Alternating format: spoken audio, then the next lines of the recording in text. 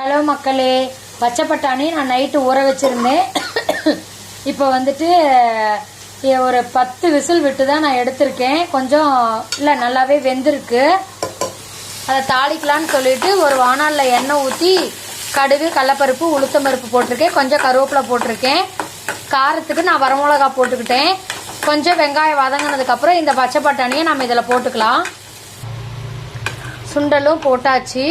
அதை நல்லா வந்துட்டு வணக்கி விடுங்க.